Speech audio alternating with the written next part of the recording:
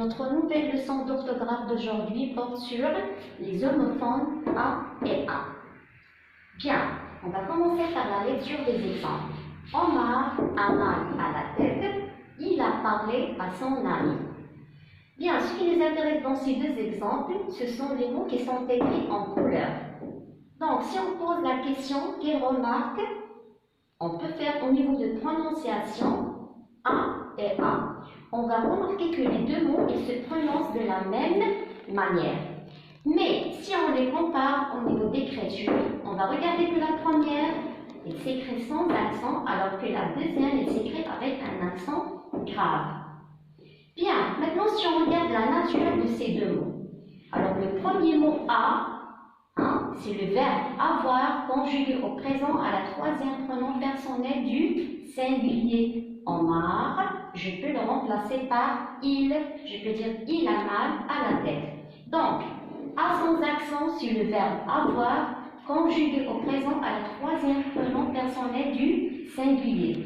Je peux le remplacer par exemple par un autre ton. Je peux dire Omar avait mal à la tête. Donc, je peux utiliser l'imparfait. Comme je peux utiliser le futur, je peux dire Omar aura mal à la tête. Donc, A sans accent, il peut être remplacé par avait ou bien par aura. Si on passe maintenant au deuxième A avec accent grave. Ça, c'est pas le verbe avoir. Alors, sa nature, c'est une préposition. C'est un mot invariable. Bien, la même chose dans le deuxième exemple. Il a parlé à son ami. Donc, sans accent sur le verbe avoir. À côté de lui, on trouve le participe passé du verbe parler. Donc, c'est le verbe parler qui est conjugué au passé composé. On trouve ici la terminaison. Regardez, vous avez parlé, verbe du premier groupe, donc on trouve la terminaison du participe passé. On sait que le participe passé des verbes du premier groupe, il se termine par E, accent.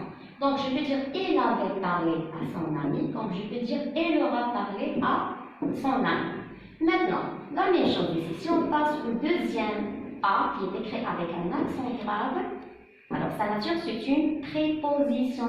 Donc je ne peux ni le remplacer par avait ni par aura parce que ce n'est pas le verbe avoir, c'est une préposition. C'est un mot invariable qui ne change pas. Bien, A et A, on les appelle des homophones. Pourquoi on les appelle des homophones? Parce que ils se prononcent de la même manière, A et A.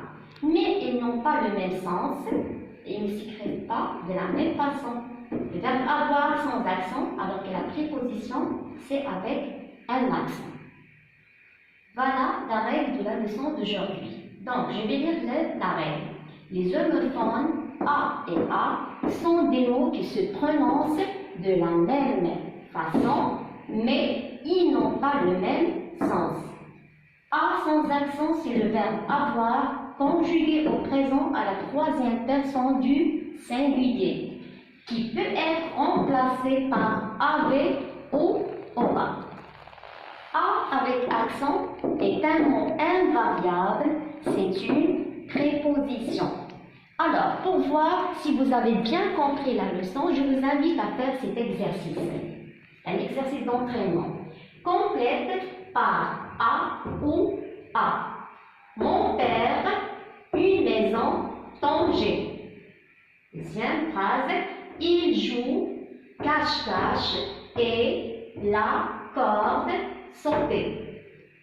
Ali, du mal, retourner chez lui.